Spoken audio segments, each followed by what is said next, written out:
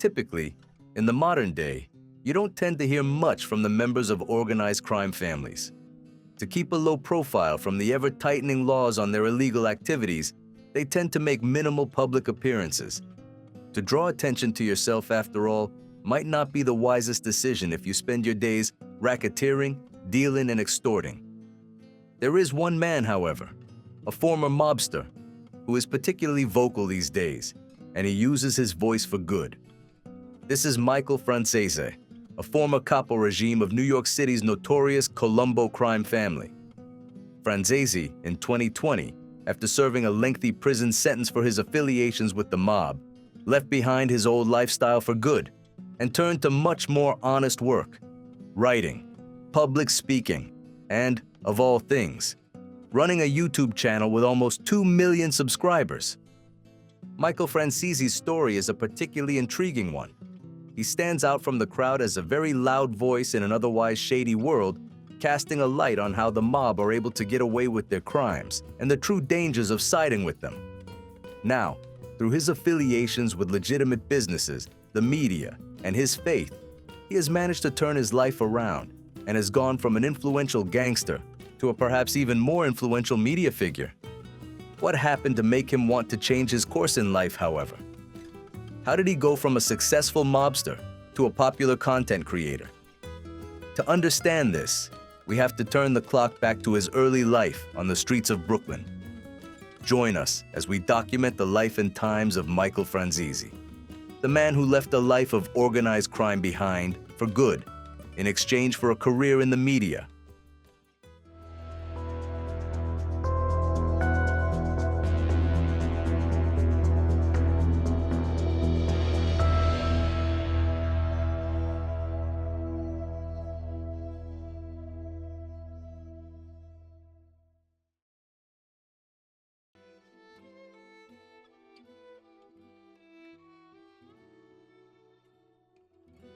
Michael Franzese was born in Brooklyn, New York on the 27th of May, 1951, and from day one, he was surrounded by organized crime.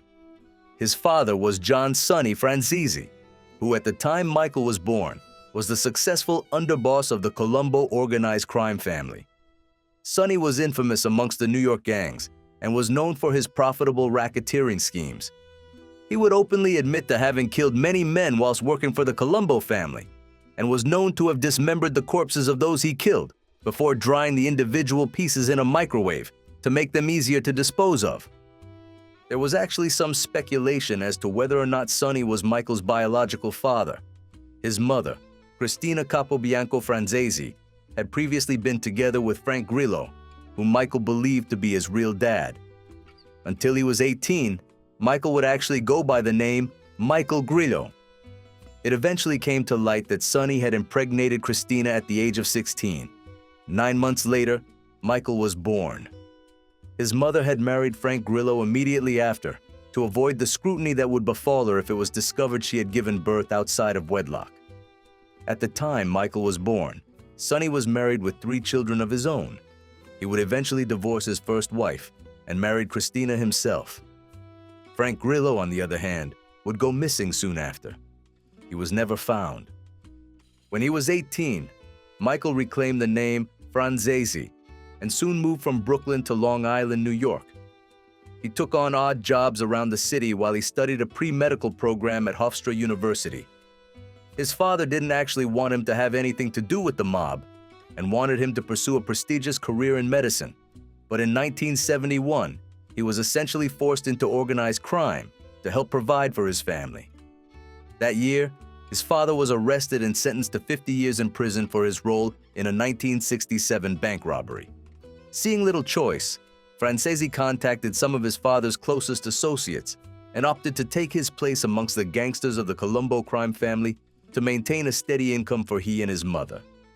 This decision would at first prove fruitful, and Franzese was immediately launched into a life of immense wealth. But, as we will see later on in this video, it would not last forever.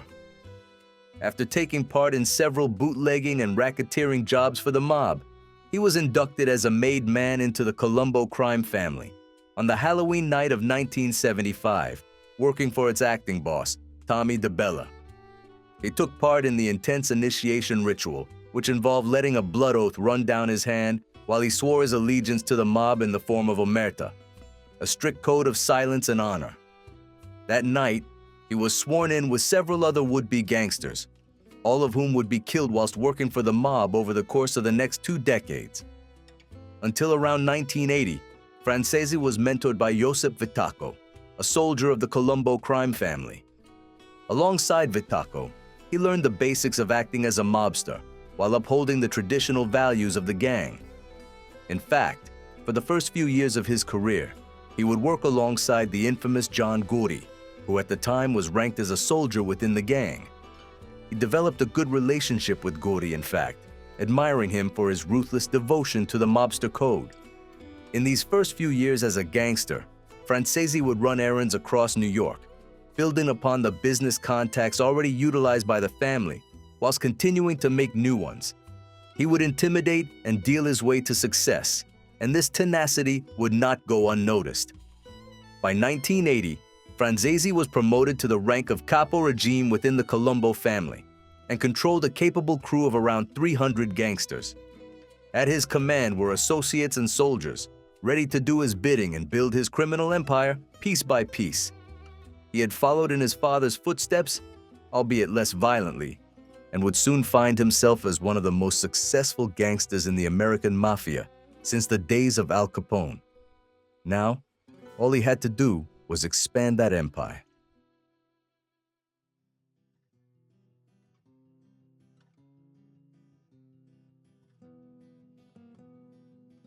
As a capo, one of Franzese's first acts was to engage in the lucrative, shady business of gasoline bootlegging across not only the city, but the entire state of New York. This would also prove to be one of the most fruitful endeavors he would embark upon, and he soon made both a strong name and great wealth for himself. It started in 1985, when Lawrence Salvatore Iorizzo, a man who claimed to have produced a plan to scam the federal government out of gasoline tax money, approached Franzese to ask for his support. He would give Franzese a cut of his fraudulent money if his gangsters would defend him from the persistent criminals who seemed to be drawn to him like flies. Franzese agreed and soon set up a series of stock-bearing organizations in Panama, where gasoline could be sold tax-free from company to company. Huge quantities of gasoline would be bought by one company but would be delivered to another. He would then use a third company to produce fraudulent documents for the company that received the gas.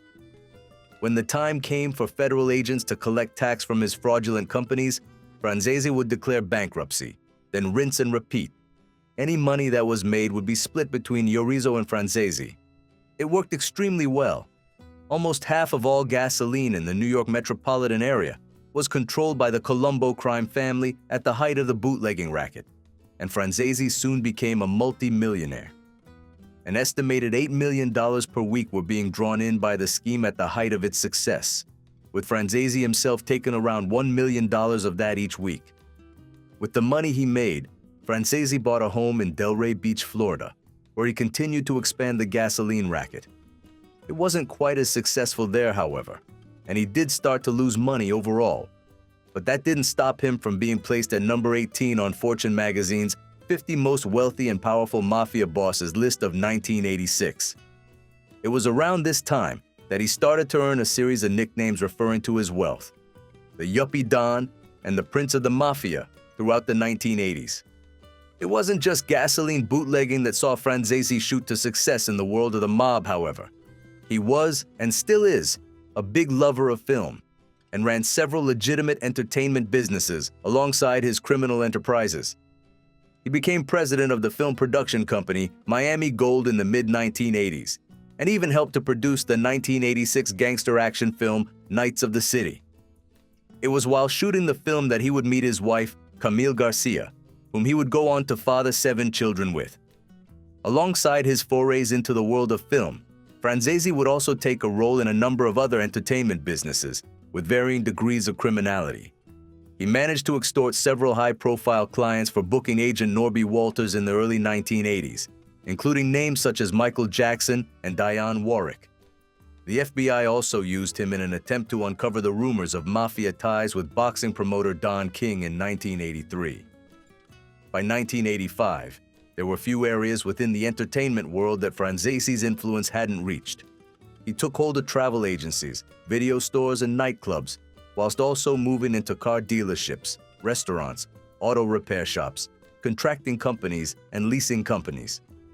As he expanded, however, he began to fly a little too close to the sun. He met with continuous brushes with the law, including a racketeering charge in April 1985, which saw him acquitted. But he was now a person of great interest, and all eyes were cast upon him. His life became an uncertain maze of near misses as he continuously looked over his shoulder to evade the FBI, who were always just a few steps behind. Later that year, in December, however, everything would come crashing down for Franzese, and he would be faced with a series of events that would change his life forever. The authorities had caught up with him, and this time, there was nothing he could do about it. A conviction, a parole violation, and a resignation. Michael Franzese might have escaped his racketeering charge, but he was soon arrested for his involvement in his colossal gasoline bootlegging racket. Millions upon millions of dollars had been siphoned from the government as Franzese and Yorizo continuously pushed the boat out, and soon they were caught red-handed. Eventually, in December 1985, the government would strike back in what has become known as Operation Tiger Tail. Franzese was slapped with 2 heavy charges, counterfeiting and extortion, and in New York would become one of 9 people indicted on 14 accounts of these crimes.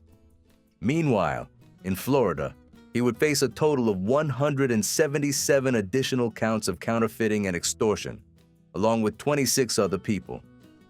Things were not looking good for Franzese, and he was facing significant prison time as his dark past finally started to catch up with him.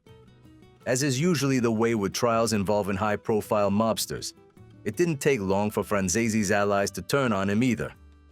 Yorizo was placed in witness protection after he testified against Franzese and the Colombo crime family, and may have even been responsible for his arrest in the first place. Yorizo was caught earlier than Franzese and was sentenced to 5 years imprisonment and a fine of $1.7 million. Yorizo's words would prove instrumental in helping Franzese make the eventual decision to leave the mob for good. As all of his former allies turned on him, it would begin to make him feel extremely isolated. Franzese appeared in court the following March in 1986, where he would plead guilty to just 1 count of racketeering and 1 count of tax conspiracy.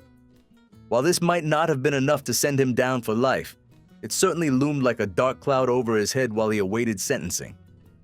Initially, the judge sentenced him to 10 years in prison, which he served in a federal prison in Los Angeles, California. At the same time, he took a plea deal with the court in Florida, where he was sentenced to 9 years imprisonment, which would run concurrently with his sentence in New York. This was potentially quite lenient, given the amount of money he ended up defrauding out of the government. In New York, Franzese was ordered to pay $14.7 million in restitution for the money he had stolen, and had to agree to sell his assets in the city, which, at the time, included a huge mansion in Old Brookville. Along with that, he bid farewell to the Miami Gold Film Production Company and the revenue brought in by Knights of the City. In Florida, he was ordered to pay an additional $3 million in restitution. Franzese's criminal empire was breaking down piece by piece, and, cornered by the law, a desire to change was starting to trigger in his mind. Disgruntled but not broken, Franzese began his prison sentence, but was soon summoned as a witness for booking agent Norby Walters' trial in March 1989, when he in turn had been caught for extortion. Franzese had been one of Walters' key contacts to help him extort the clients he worked with, and evidence was given in court that Franzese had helped him intimidate several college athletes into signing Walters' contracts. Franzese agreed to act as a witness and testified against Walters, having been offered immunity from conviction in this case if he did so. His testimony helped put Walters behind bars for 5 years, where he was also ordered to pay $395,000 in restitution. Testifying helped release Franzese from prison early too. He was paroled shortly after, having served just 43 months of his 10-year prison sentence. A free man once again, Franzese returned to New York City, but was not yet deterred from cutting his ties with the Colombo crime family. For the months that followed, Franzese aimed to keep a low profile. He knew that participating in criminal activity was risky yet profitable, and tried to keep his involvement in it on the down low to avoid drawing attention from authorities. Ultimately, he would not succeed in doing so. On the 27th of December 1991, Michael Franzese would return to prison in Los Angeles once more, after he was found to have violated the probation requirements of his previous release. Caught participating in tax evasion, a trial was held where his character was heavily scrutinized. United States Attorney Andrew J. Maloney, prosecuting, said that Mr. Franzese has led the government on a long, merry chase for a number of years. We essentially view him as a con man. This life as a con man would not last, however, and this was the point that Franzese realized he needed to change his life forever, or risk dying as a wanted man.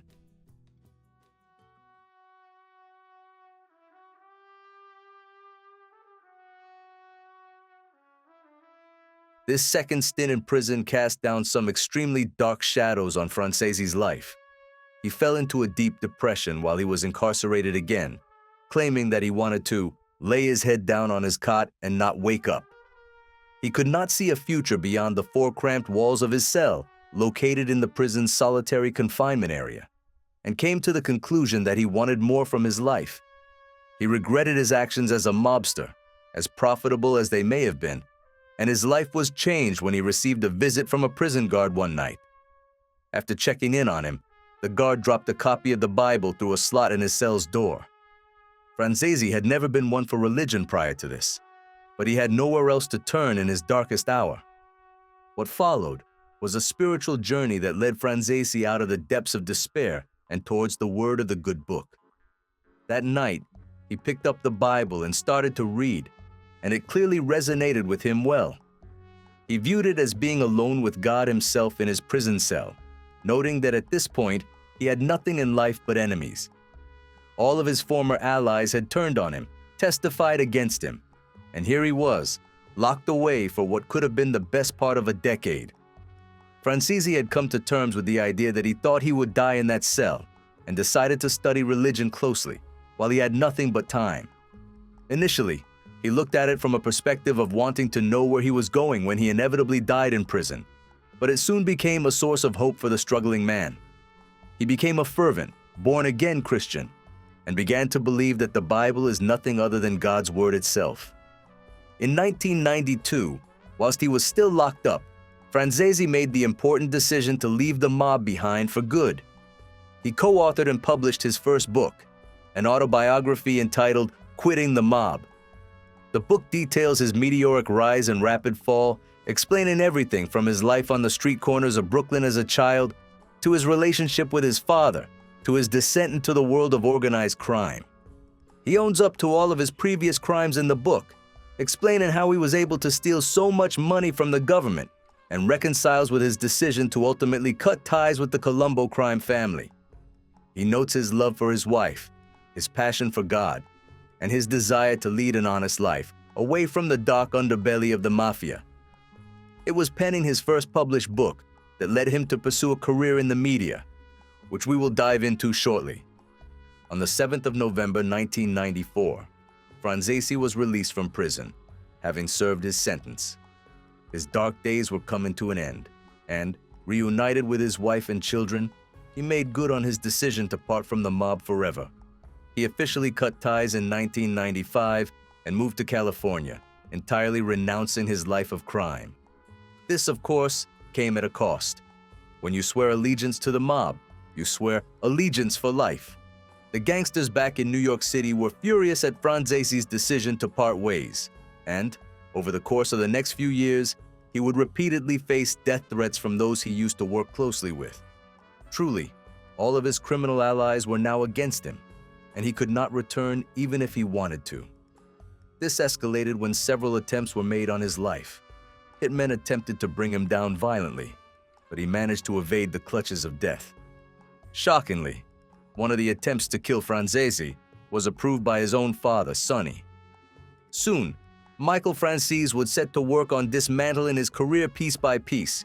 which saw him rise to power once more, though this time without the use of shady business techniques or violence.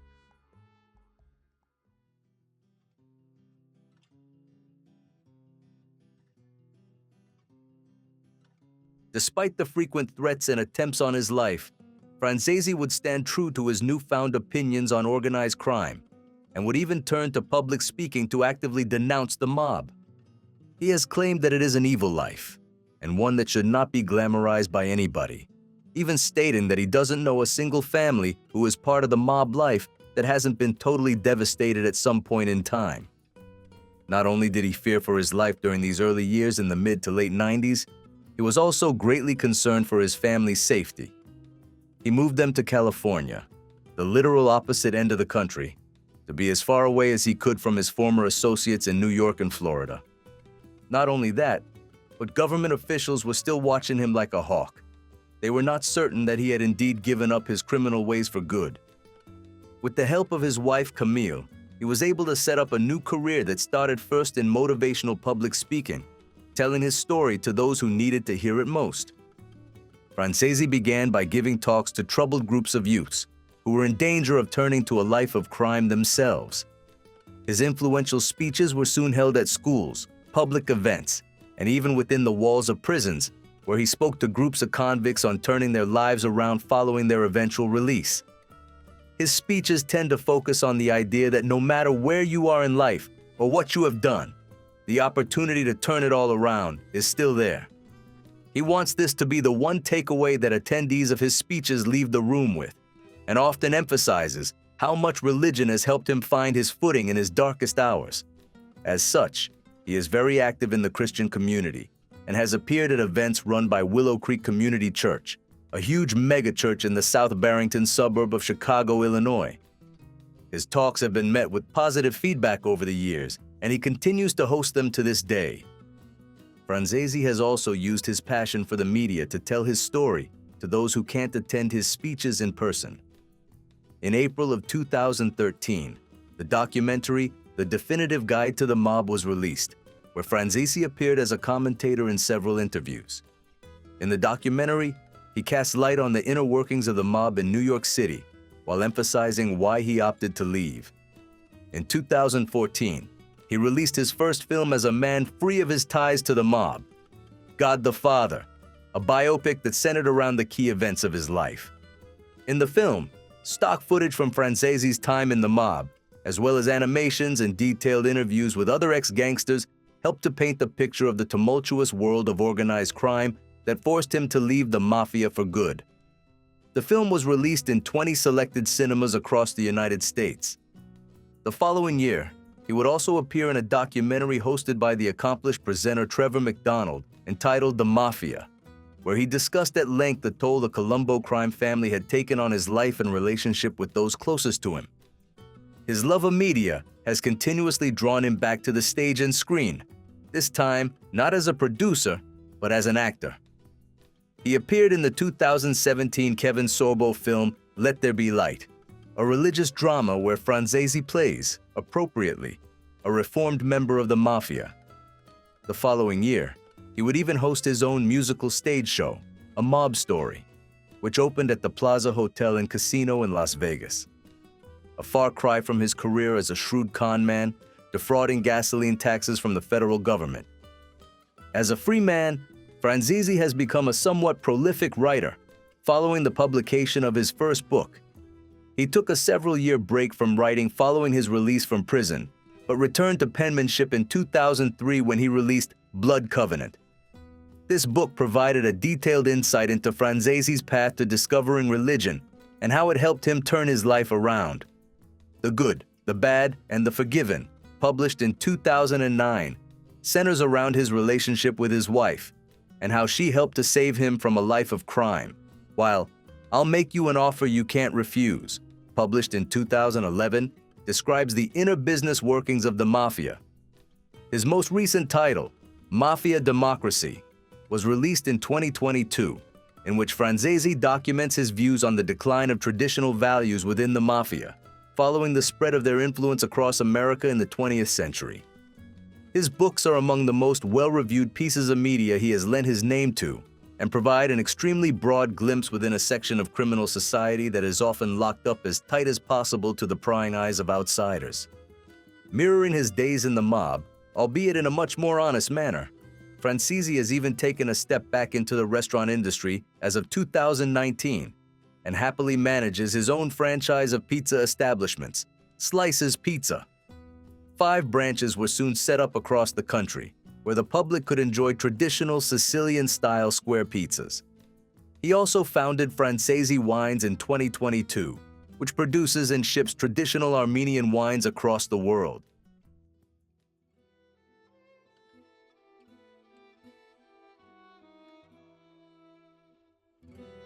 Today, Michael Franzese continues to live in Newport Beach, California, with his wife. They lead a simpler life together now than they did during Franzese's time in the mob, and, from an outside perspective, it seems that Michael is content. In 2010, he risked getting drawn into the social politics of the mob once more when his brother, John Franzese Jr., a man who had recently ceased his affiliations with the mob at the time, testified against Sonny Franzese. Sonny had been indicted on a racketeering charge, and John Jr. managed to help put him behind bars once more by wearing a wire for the FBI. Sonny confessed to the crime and was soon sentenced to 8 years behind bars. It would have been easy for Michael to step into family affairs once more here, but he distanced himself from the situation, commenting on it from a safe distance. Sonny was released from prison in 2017 and died 3 years later at the age of 103. Michael did not attend the funeral, wishing to avoid both media attention and any potential conflict that may have arisen between himself and any Colombo gangsters making an appearance. Michael Franzese is currently 74 years of age and shows no signs of slowing down his motivational speeches and affiliations with the media. He currently hosts a successful YouTube channel under his own name and often posts to it multiple times per week. He's managed to rake in just under 2 million subscribers, and his videos frequently break millions of views. On his channel, he often comments on the inner workings of the mob, but also takes a look at the accuracy of media involving organized crime. Recently, he has begun publishing videos on current affairs across the tumultuous world of American politics. He provides a unique voice in the world of organized crime. Not many individuals can say that they've served as a capo regime in one of the most successful organizations in the underworld. As such, he has drawn interest from those involved in law enforcement, true crime enthusiasts, and political commentators alike. Not only is Franzese a prolific content creator in 2025, he often appears on the podcasts and YouTube channels of others, where he continues to tell his story, shining an accusatory and unique light on the way the mob works. Most recently, he has appeared on Ken Goodrich's podcast in August 2025, where he has recounted his relationship with his father, the development of his gasoline scam, and his struggles with threats from the Mafia post-Resignation. It came at the potential cost of his life, but he managed to escape the life that cast such a prominent shadow over his mental health, and today, he seems to have found a life that suits him. Michael Franzese is something of a unique name in the world of organized crime. His decisions and experiences have led to him leading the polar opposite life to the one he was seemingly destined to pursue, and he's managed to make a name for himself in the worlds of religion, media, and legitimate business now that he's a free man. If he had not gone down this path, there's no telling where he might have gone. Could he have followed in his father's footsteps and become an underboss, or even boss, of the Colombo crime family? Would he have found himself in prison for an even lengthier stint of time? Thankfully, he will never know. Franzese is living proof that mobsters can escape the world of organized crime, and although it's never easy, the benefits outside of the mob can be just as lucrative as those within it.